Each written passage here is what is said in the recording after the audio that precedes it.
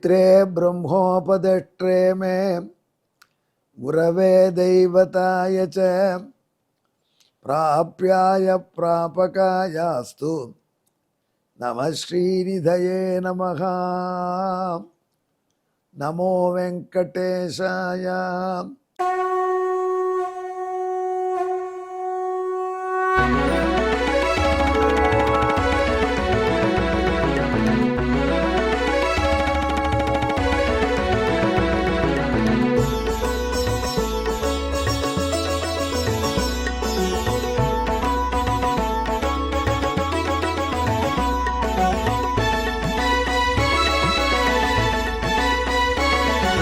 सहस्रनामं सहस्रनामं श्रीवेङ्कटेश सहस्रनामं सहस्रनामं सहस्रनामं श्रीवेङ्कटेश सहस्रनामम्।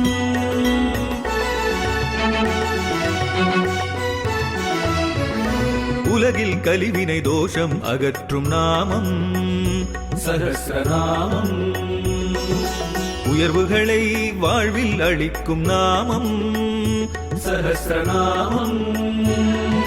திருமலையில் தினம் அர்ச்சனை நடைபெறும் நாமம் சகஸ்ரநாமம். திருவேங்கடனின் தரிசனம் காட்டும் நாமம் சகஸ்ரநாமம். சகஸ்ரநாமம் சகஸ்ரநாமம் श्रीवेङ्कटेश सहस्रनामं सहस्रनामं सहस्रनामं श्रीवेङ्कटेश सहस्रनामम्। அன்பர்களே, நாம் இப்பொழுது ஸ்ரீ வெங்கடேச சஹஸ்ரநாமத்திலே 428வது திருநாமத்தை அனுபவிக்கப் போகிறோம்.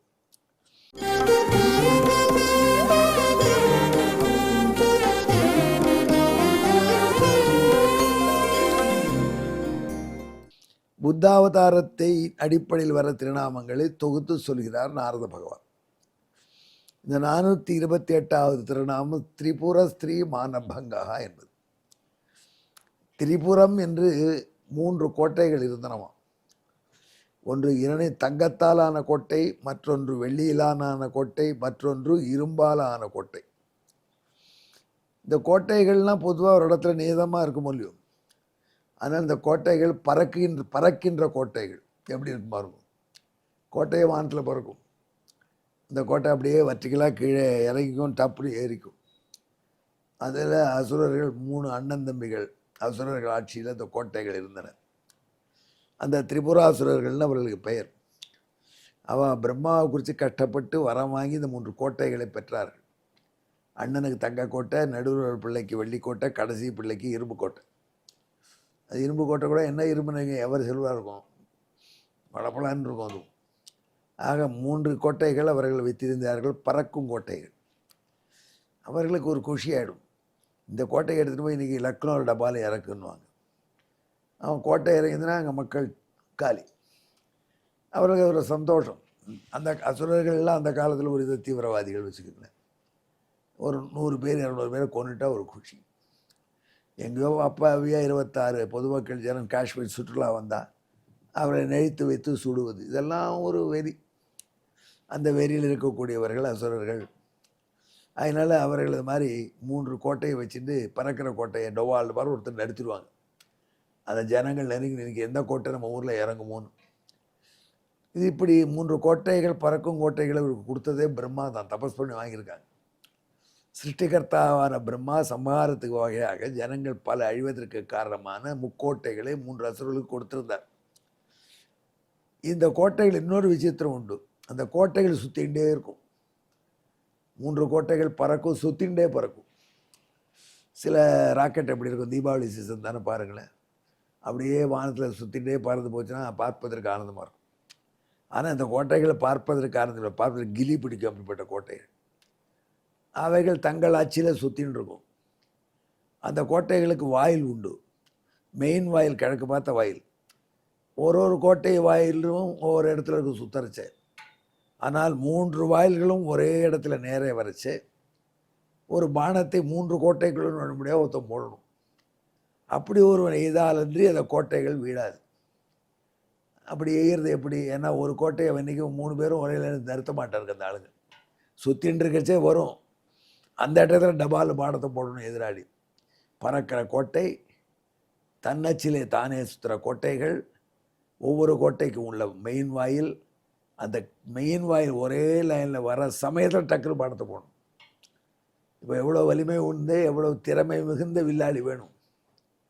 அது மாதிரி கிடையாது மனுஷன். அதனால் அவள் ஜாலியாக இருந்தாங்க.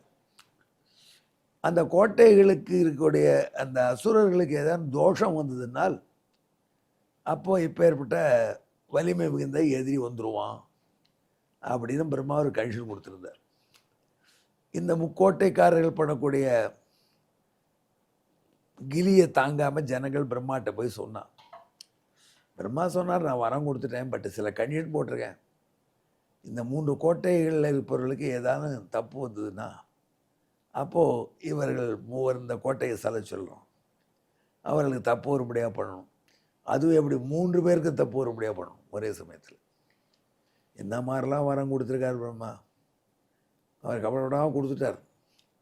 உடனே தேவனங்கள்லாம் என்ன பண்ணுறதுன்னு பிரம்மாவை கேட்டால், சிவபெருமானை கேளுக்கு. சிவபெருமான்கிட்ட போனால், நீ தான்ப்பா இந்த 3 புறத்தையும் எப்படியான ஒழிச்சிகளை காப்பாற்று. அவர் சொன்னார், பண்ணலாம், ஆனால் ஏகப்பட்ட வரம் கட்டிகிட்டு இருக்கேப்பா. இந்த 3 அசுரர்களும் தங்களுடைய தூய்மையில் இழக்கிற சமயத்தில் நம்ம அடிக்கணும். அவர்கள் தூய்மை இழக்கிறதுக்கு என்ன வழி செய்யலாம்? 1. 2வது, ஒரே சமயத்தில் அடிக்கிறதுக்கு பானம் வேணும். அந்த பானத்தில் அடிக்கிறதுக்கு நான் வந்தால் கூட எனக்கு வசதிகள் பல வேணும். அப்படி ஏகப்பட்ட டிமாண்டு போட்டார் பரமேஸ்வரர். முதல்ல அந்த 3 அசுரர்களும் தூய்மை இழக்க செய்வது எப்படி? அதற்கு எல்லாரும் நாராயணன்ட்ட கேட்டா. நாராயணன் தான் புத்தாவதாரத்தில் அதை பண்ணுறேன்னு அவர்களுக்காக புத்தாவதாரம் எடுத்தார். அவர்கள் 3 கோட்டைகள் இருக்கும்போது அதை என்ன பண்ணார்? 3 கோட்டைகளுக்கு 3 கிழவர்களிடத்தில் போனார். கிழவர் அதனால் கிழவர்களுக்கே சில லைசன்ஸ் உண்டு. இளம்பெண்கள்லாம் அவரை நம்பி இருப்பார்கள். தாத்தான்னு பேசுவாள். கொஞ்ச நாடி பேசினா சில கிழவர்கள் மரியாதையாக இருப்பார். சில கிழவர்கள் கொஞ்சம் அப்படி இருந்தான்னா அந்த பெண்களோட கொஞ்சம் பேசுகிறதுல குஷி ஆகிடுவாங்க. அப்படிப்பட்ட கிழவர் வீட்டில் பேரறிஞரான புத்தர் அந்த 3 கோட்டைகள் உள்ள அந்த அசுரனுடைய ராணி அந்தப்புறத்துக்கு போனார். அந்த ராணி வந்து நமஸ்காரம் பண்ணி வரவேற்றா. உடனே என்ன பண்ணார்? கிழவர் தானே, அவர் நமஸ்காரம் பண்ணுற அப்பா மாதிரி நினச்சின்னு வந்தால் அந்த கிழவருடைய அந்த கனிந்த நிலை, பழுத்த நிலையை ஒரு அட்ராக்டினர். தாத்தா என்று போனவர்கள் அவர்களை தங்களுடைய கணவனாக இருந்தால் நன்னா இருக்கும்னு நினைக்க தொடங்கினார்கள். அப்படி ஒரு அழகை காண்பிச்சார் வசீகர புண்ணை. அந்த காலத்தில் கிருபானந்த வாரியார் சொல்வார், கிழ அழகா இளைஞர் அழகான்னு கேட்பார். இளைஞர்களாக தான் அழகுற இல்லையா, கிழந்தான் அழகுன்னு வருவார். மகாத்மா காந்தி கிழவர் படம் தான் எல்லாம் பார்க்குறாங்க, அழகா இல்லையா? காய் எடுத்துக்க, காயில் கனிக்க அழகு சிறப்பு இல்லை, காய்க்கு தான் சிறப்பு கிடையாது. பழுத்துடுதுன்னா அதுக்கு வேல்யூ ஜாஸ்தி. அது இந்த மாதிரி பழுத்த பழமான இந்த கிழம் அந்த 3 பெண்களையும் வசீகரித்து அவர்களை தன் நெஞ்சிலே தான் அவர்களுக்கு கணவனாக இருந்தால் என்ன என்கிற வரும்படியாக ஒரு காரியத்தை செய்து வணங்கின பெண்களை வருடி கொடுத்தார். ஆஹா, இப்படி நம்ம கணவன் ஒரு நாளும் அன்பாக வருடி கொடுத்தது இல்லையே என்று நினைத்தார்கள் ராணிமார்கள். அவ்வளவு சமயத்திலே 3 அசுரருடைய தூய்மையும் போயிடுச்சு. நம்ம சாஸ்திரத்தில் ஒரு பெரிய கொடுமை இருக்குது. ஆண்களுக்கு உள்ள ஆண்பாவம் கொள்ளாதுங்கிறாங்களே, ஆண்பாவம் ரொம்ப இருக்குது. ஒரு கணவன் மனைவி 2 பேரில் மனைவி பாவம் செய்தால் அந்த பாவத்திலே 50% ஷேர் கணவனுக்கு வந்துடும். ஒரு மனைவி தப்புன்னா அதில் 50% கணவனுக்கு ஷேர். அதே அந்த மனைவி நல்ல காரியம் பண்ணினாங்க, வெங்கடேஸ்வர சஹஸ்ரநாமம் கேட்டாங்க அப்படின்னா அதில் 50% புண்ணியம் கணவனுக்கு போகாது, அவளே தான் வச்சுப்பாங்க. இப்படி ஒரு சிஸ்டம் போட்டிருக்காங்க.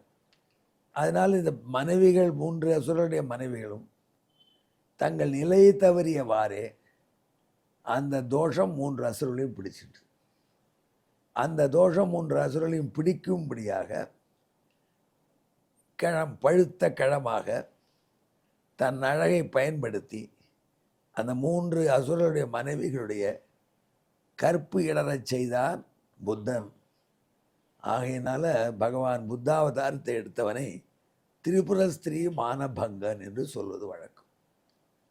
இந்த புத்தாவதாரத்தில் மோகார்த்தம் புத்த கிருத்தியின் ஆழ்வார், நம்மாழ்வார் அப்படியே அறந்து போகிறார். இப்படி ஒரு கள்ள வேடத்தை கொண்டு அசுரரை புறம் புக்கவாரும். இப்படி திருட்டு வேஷம் போட்டு அசுரர்கள் சரியானவர்கள் அல்லர், அவர்கள்ட்ட வலிமை இருக்கக்கூடாது என்று வலிமையை அழித்தாயே, அதை நினைத்து நினைத்து நான் அப்படியே மூர்ச்சை அடைகிறேன்னு சொல்கிறேன். நமக்கு தோணும் இப்படி கூட ஒரு வில்லன் வேலை பண்ணுவாரா நாராயணன் அப்படின்னா, வில்லர்களுக்கு வில்லனாக தான் இருக்கணும். பிசாசுகள்கிட்ட போய் பிசாசு பாஷையில் தான் பேசணும். ஆகையினால அசுரர்களுடைய தவறைக்கு மயக்குடை, அசுரர்கள் மயக்கும் போது உலகத்தை அவர்களை மயக்கிற காரியத்தை செய்தான். திருமால் முல்லை முள்ளால் எடுத்தான். ஆகையினால தான் இந்த திருநாமங்களே அந்த ஆங்கிளை புரிஞ்சுனா தான் நமக்கு நல்லா ரசிக்க முடியும். அன்பர்களே, இதுவரைக்கும் நான் சொன்ன இந்த திருநாமத்துக்கு உண்ட ஸ்லோகத்தை கேள்வி.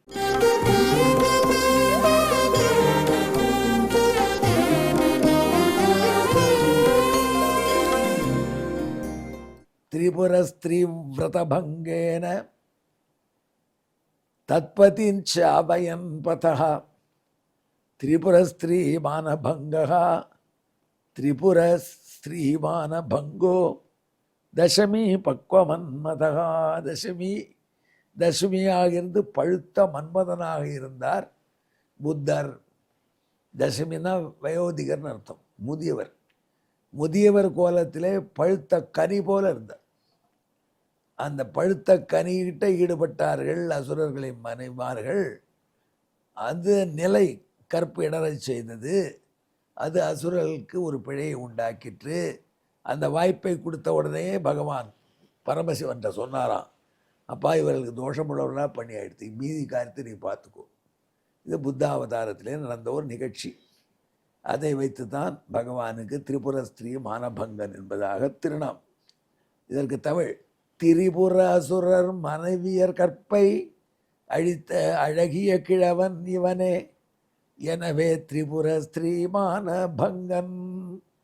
நமக்கும் எந்த விதமான பிழைகள் இல்லாமல் நம் மனைவியும் நாமும் நலத்துடன் வாழ ஜெபியுங்கள். திருவேங்கமுடியான தியானம் பண்ணி கொண்டு திரிபுர ஸ்திரீ மானபங்காய நமஹா. நமோ வெங்கடேஷாய. நன்றி, வணக்கம்.